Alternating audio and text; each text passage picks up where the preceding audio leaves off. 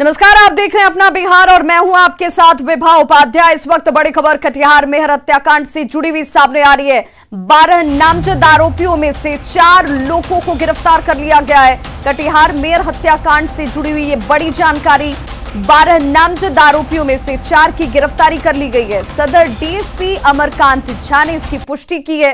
गिरफ्तार 4 लोगों में 2 महिलाएं शामिल हैं। कल मेयर की शरेशाम गोली मारकर हत्या की गई थी, जिस मामले में 12 नामजद में से 4 लोगों की गिरफ्तारी हुई है। 2 महिलाएं इसमें शामिल हैं। 2 तस्वीरें आपके सामने, जिस कमरा संख्या को आप देख रहे हैं 830, इसी जगह पर मेयर जो है वो पहुंचे थे पंचायत करने के लिए, और इस कमरे पर भी कई निशान गोलियों के नजर आते हुए। वहीं दूसरी तस्वीर जो है उस ट्रैक की, जहां से पिस्टल की बरामदगी की गई है, जिस पिस्टल का इस्तेमाल इस हत्याकांड में किया गया है, ऐसी आशंका जाहिर की जा रही है।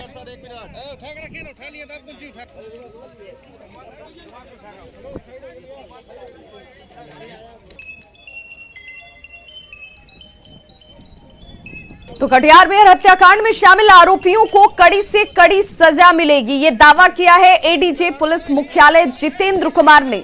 न्यूज 18 संवाददाता अमित कुमार से बातचीत में उन्होंने कहा कि स्पीड ट्रायल के तहत सजा दिलाई जाएगी। कटिहार में पूर्व महापौर की हत्या कर दी गई। इस मामले में बिहार पुलिस क्या कार्रवाई कर रही है, कटिहार पुलिस क्या कार्रवाई कर रही है, हमारे साथ मौजूद हैं एडीजी पुलिस मुख्यालय। बात करते हैं इनसे। जितेंद्र, जो घटना हुई है कटिहार में, क्या कहेंगे? कल 29 तारीख को कटिहार के शहरी क्षेत्र में संतोषी चौक के पास पूर्व महापौर श्री शिवराज पासवान जी की गोली मार करके हत्या की गई। करीब 9 सवा 9 बजे की ये घटना है। इसमें उनके भाई के बयान पर 11 नामजद अभियुक्त और अन्य अज्ञात के विरुद्ध कांड दर्ज किया गया है। पुलिस ने जो है इमीडिएटली अनुसंधान प्रारंभ किया। 4 अभियुक्तों की अभी तक गिरफ्तारी की जा चुकी है। अन्य अभियुक्तों के लिए छापामारी जारी है और अन्य बिंदुओं पर अनुसंधान किया जा रहा है। और एसपी कटिहार तथा आईजी पूर्णिया स्थिति पर लगातार नजर रखे हुए हैं और अनुसंधान पर अपनी पैनी नजर बनाए हुए। अमित कुमार, न्यूज 18 पटना। तो देखिए, 2 तस्वीरें आपके सामने हैं और इन तस्वीरों के बाद अब गिरफ्तारियां शुरू हो चुकी हैं। एडीजी पुलिस मुख्यालय जितेंद्र कुमार का साफ तौर पर कहना कि अनुसंधान किया जा रहा है। जो लोग इसमें शामिल होंगे उन सभी को गिरफ्त में लिया जाएगा, किसी को बख्शा नहीं जाएगा। 12 नामजद में से 4 लोग इस वक्त गिरफ्त में, जिनमें 2 महिलाएं भी शामिल हैं। तस्वीरें आपके सामने उस जगह की जहां पर गोली के छर्रों के निशान नजर आते हैं। वो हथियार बरामद किया गया है रेलवे ट्रैक से, जिसका इस हत्याकांड में इस्तेमाल किया गया। मेयर के भाई के बयान के बाद नगर थाने में 12 लोगों के खिलाफ नामजद एफआईआर की गई है। वहीं कटिहार ग्राउंड जीरो से देखते हैं संवाददाता सुब्रत गुहा की ये रिपोर्ट।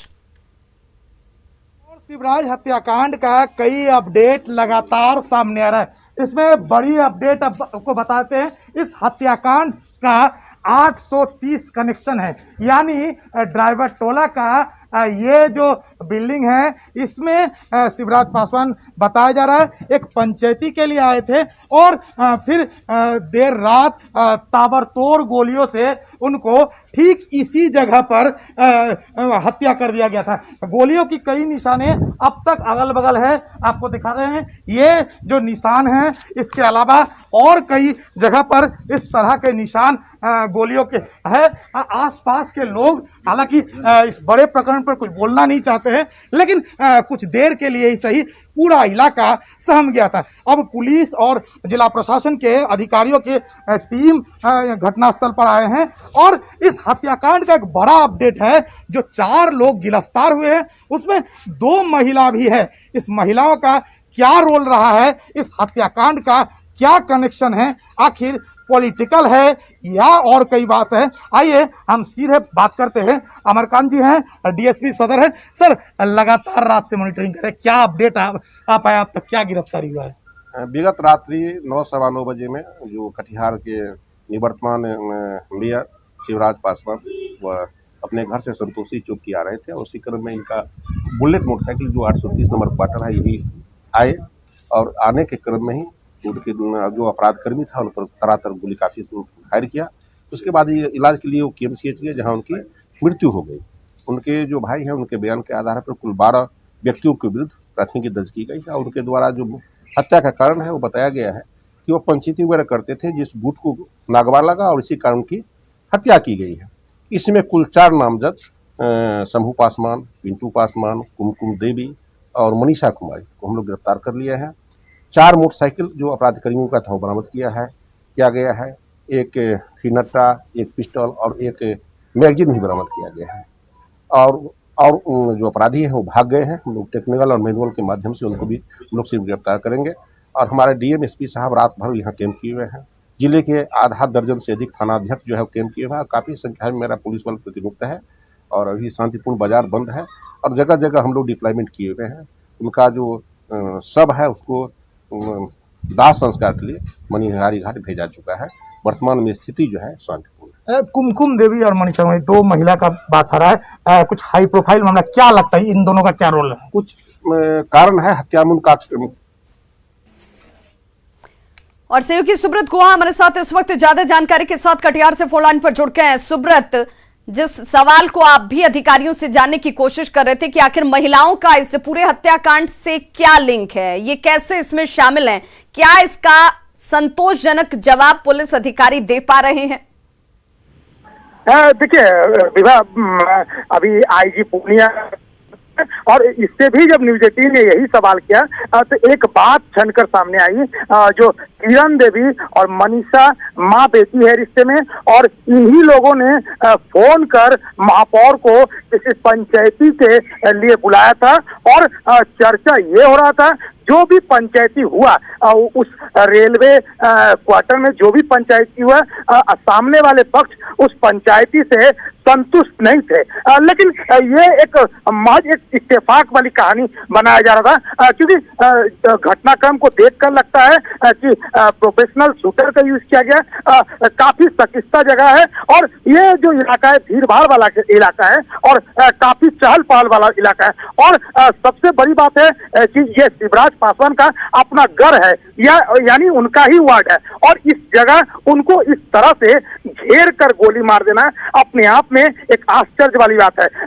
एक बड़ा अपडेट ये भी है कि अब जो छानबीन में बात आया है, कई राउंड गोली चलाया गया और कई जो खोखा का निशान अब भी अगल बगल दिख रहा है। हालांकि स्थानीय लोग सामने हुए और कोई कुछ खुलकर बोलने नहीं चाह रहे हैं, लेकिन किरण देवी और मनीषा कुमारी माँ बेटी है और इन्हीं लोग के 12 लोगों पर नामजद एफआईआर, 4 की गिरफ्तारी हुई है। ये चारों लोग क्या आपस में एक दूसरे को जानते पहचानते थे? क्या साजिशन पंचायत करने के लिए इन्हें यहाँ बुलाया गया और उसके बाद पूरी प्लानिंग के साथ इस घटना को अंजाम दिया गया है?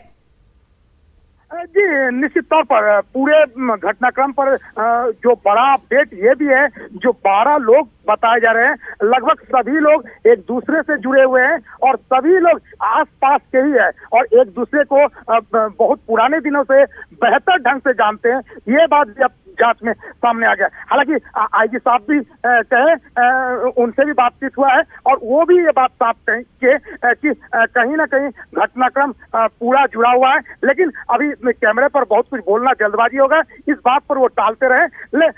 मगर सभी जो 12 लोग हैं, 4 लोग तो है एक दूसरे को जानने वाले हैं और पूरे घटना को कहीं ना कहीं साजिश कर को ही अंजाम दिया गया है। चलिए, बहुत बहुत शुक्रिया इस जानकारी के लिए आपका सुब्रत। कटिहार में मेयर की हत्या की गूंज देखिए राजधानी पटना तक पहुंच गई। बिहार विधानसभा की कार्यवाही में शामिल होने पहुंचे विपक्षी विधायकों ने बिहार की विधि व्यवस्था पर सवाल उठाए हैं। देखिए, जिस तरीके से कल कटिहार के मेयर शिवराज पासवान का हत्या हुआ है, किसी न किसी जिले में हर दिन जनप्रतिनिधि का हत्या हो रहा है। जनप्रतिनिधियों को सुरक्षा प्रदान करे, इसकी हम मांग करते हैं सरकार से। तो अब इनके बारे में हम क्या बोलेंगे? जब मेयर सुरक्षित नहीं है, जो अपने घर जा रहे थे उनको गोली मार दी गई, उनकी हत्या कर दी गई, तो आम लोग कैसे अपने आप को सुरक्षित महसूस करेंगे? आए दिन घटना, चोरी डकैती, महिलाओं के साथ दुष्कर्म की घटना, कोरोना काल में महिलाओं को और विपदा के समय महिला सुरक्षित नहीं है, तो फिर और क्या कहा जा सकता है? ये सरकार हर मोर्चे पे फेलियर है। कटिहार मेयर हत्याकांड पर केंद्रीय मंत्री पशुपति कुमार पारस ने दुख जाहिर किया। साथ ही उन्होंने कहा कि इस मामले में जांच के बाद दोषियों पर कड़ी कार्रवाई की जाएगी। यह भी इतना बड़ा स्टेट है इतने बड़े स्टेट में कुछ न कुछ तो कहीं न कहीं प्रॉब्लम उठेगा। इतनी बड़ी आबादी है, इतना बड़ा स्टेट है और फिर हत्या हुई है, इसके पीछे क्या कारण है? हमारी पार्टी की टीम भी, हम लोगों ने भी कल हम लोग भेजेंगे वहाँ कटिहार में, और क्या रिपोर्ट आता है फिर इस कदम सरकार से बात करेंगे। बिहार के पूर्व डिप्टी सीएम और सांसद सुशील कुमार मोदी ने कटिहार मेयर हत्याकांड पर दुख जाहिर करते हुए कहा कि बिहार में सुशासन की सरकार है और इसीलिए अपराधी का बचना मुश्किल है। देश के सभी राज्यों की तुलना में लॉ एंड ऑर्डर में बहुत बेहतर स्थिति में है, लेकिन इतना बड़ा राज्य है, जो भी घटना घटी दुर्भाग्यपूर्ण है और आप ये निश्चिंत रहिए कोई अपराधी बचकर नहीं जाएगा। ये राजद का जमाना नहीं है कि एफआईआर दर्ज नहीं होता था, अपराधी भाग जाते थे। कोई अपराधी बचेगा नहीं और कोई सजा से वंचित नहीं रहेगा, सबको सजा मिलेगी ऐसे लोगों को। इसलिए जो भी कटिहार के पूर्व मेयर की जो हत्या का मामला है, अब क्या मामला है, क्या बातचीत हुई है, सरकार लगी है, लेकिन मैं आपको विश्वास दिलाता हूं कि कोई अपराधी बच कर नहीं जाएगा।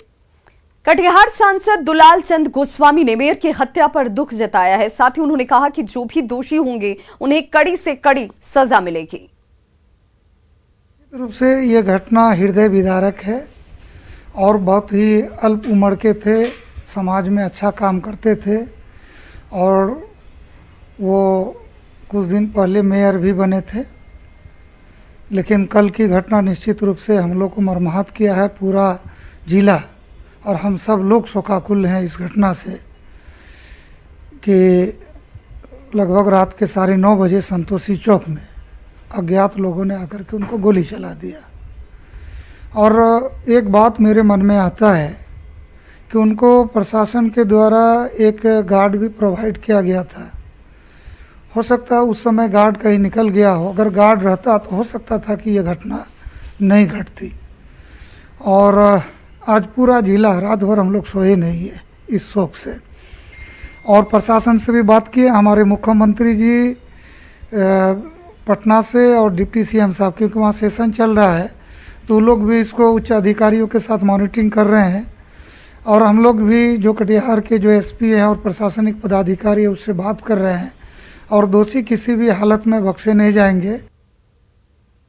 भोजपुर में न्यूज 18 की खबर का बड़ा असर हुआ। अवैध बालू खनन की खबर प्रसारित होने के बाद देखिए जिला प्रशासन ने इसे रोकने के लिए नायाब तरीका अब अपनाया है। दरअसल कोइलवर के पुराने पुल के 10 नंबर पिलर के पास गहराई ज्यादा होने की वजह से नाव वहीं से गुजरती है, लिहाजा पुलिस ने पुल के बीचों बीच बैरियर बना दिया है। अब नावों के परिचालन पर ब्रेक लगेगी क्योंकि इसी पुल से ये नाव से जो तस्कर पहुंचते हैं, बालू के जो सौदागर पहुंचते हैं, वो आवाजाही करते हैं। और इसी वजह से यहां पर न्यूज 18 पर खबर चलने के बाद इस जगह पर बैरियर लगा दिया गया है। नेटवर्क 18 फेडरल बैंक संजीवनी गाड़ी भारत के कोविड प्रभावित जिलों में जा रही है। वैक्सीन के लिए जागरूकता फैलाने की हमारी इस मुहिम को आप भी अपना सहयोग दीजिए। चलिए अब आपको दिखाते हैं संजीवनी गाड़ी अब तक कहां गई और आज कहां है।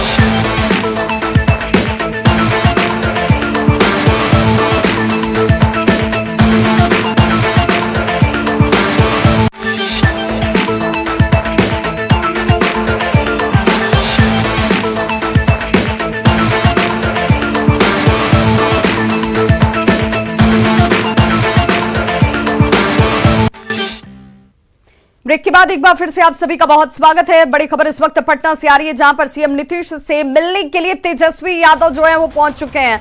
महागठबंधन के अन्य नेता भी तेजस्वी यादव के साथ इस वक्त मौजूद हैं। विधानसभा में नीतीश कुमार के साथ इन सभी की मुलाकात हो रही है। जातीय जनगणना के मामले में ये मुलाकात बेहद महत्वपूर्ण और अहम मानी जा रही है।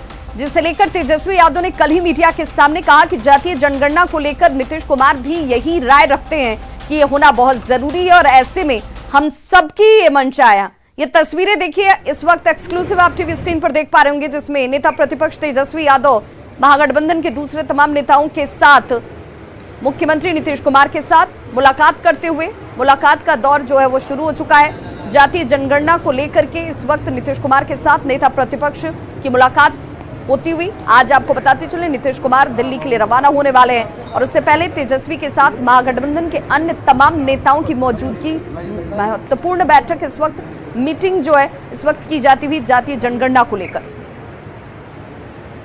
और सहयोगी शैलेंद्र हमारे साथ इस वक्त पटना से ज्यादा जानकारी के साथ फोनलाइन पर जुड़ गए हैं। शैलेंद्र, जातीय जनगणना जिस मुद्दे को लेकर तेजस्वी यादव बेहद आक्रामक नजर आ रहे हैं, उन्होंने कल ही इससे साबित कर दिया और बताया कि नीतीश कुमार की भी यही इच्छा है कि गणना होनी चाहिए। तो फिर केंद्र सरकार से वो इस बात को रखें या फिर स्वतः ही राज्य सरकार इसे लेकर इनिशिएट करे? क्या इसे इस रूप में बैठक को देखा जाए?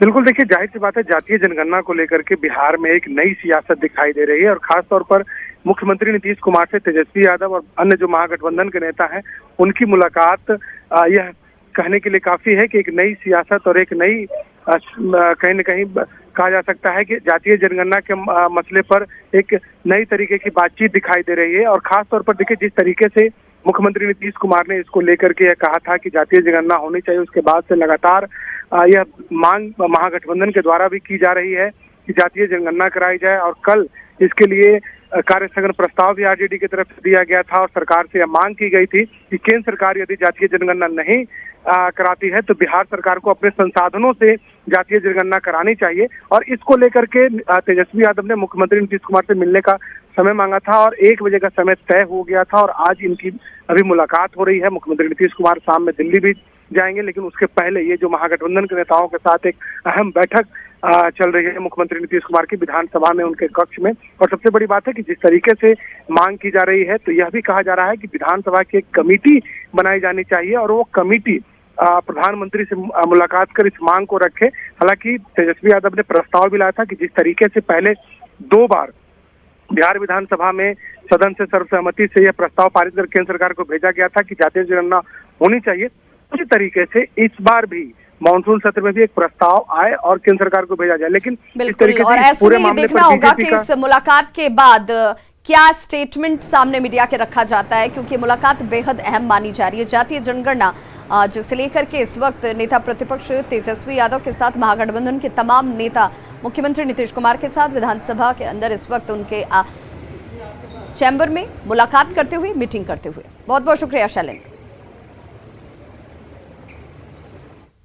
बीजेपी एमएलसी संजय पासवान ने जातीय जनगणना नहीं बल्कि गरीबों की गणना की मांग की है। वहीं जेडीयू सहित अन्य दल जातिगत जनगणना की मांग कर रहे हैं। सभी दलों का एक साथ ये कहना है कि जातीय जनगणना से ही सबकी सही हिस्सेदारी का पता चल पाएगा। आज तक इस देश में गरीबी का कोई परिभाषा कोई नहीं है, कोई तयशुदा परिभाषा नहीं है। गरीबी की परिभाषा कई रूप में है। नीति आयोग कुछ कहता है, कोई सरकार कुछ कहता है, कोई सरकार कुछ कहता है। तो हम ये मांग करते हैं कि कुछ गरीबी का तय हो, गरीबों का संख्या तय हो, इस पे कुछ व्हाइट पेपर निकले कि जातीय जनगणना जैसे फिजूल, मैं मानता हूं कि फिजूल खर्ची, सरकार का खर्चा भी फिजूल है और कोई उससे कुछ आने वाला निकलने वाला नहीं है। सामाजिक आर्थिक जाति आधारित जनगणना होनी चाहिए, पता चलना चाहिए कि किस जाति की क्या आबादी है। तो इस प्रकार की जो मांग उठ रही है इस पर भारत सरकार को कार्रवाई करना चाहिए, भारत सरकार को जनगणना कराना चाहिए। जाति जनगणना होना चाहिए, माननीय मुख्यमंत्री जी भी कहे हैं और सदन ने 2 बार इसको पास कर दिया था बहुमत से। ये तो केंद्र के सरकार जो है वो कह रही है कि इसको नहीं करना है, तो यह तो माननीय मुख्यमंत्री को सोचना है। हम लोग तो चाहते हैं जाति जनगणना हो। जाति जनगणना पूरा बिहार में होना चाहिए। जब अन्य चीजों की गिनती होती है, गाय भैंस बकरी सांप अन्य चीजों के, तो इंसान है, इसकी जाति गणना होनी चाहिए, ये तो पता चलना चाहिए। और जिसकी जितनी आबादी होगी उसकी उतनी भागीदारी। तो खबरों का सिलसिला लगातार जारी, आप देखते रहिए न्यूज़ 18 बिहार झारखंड।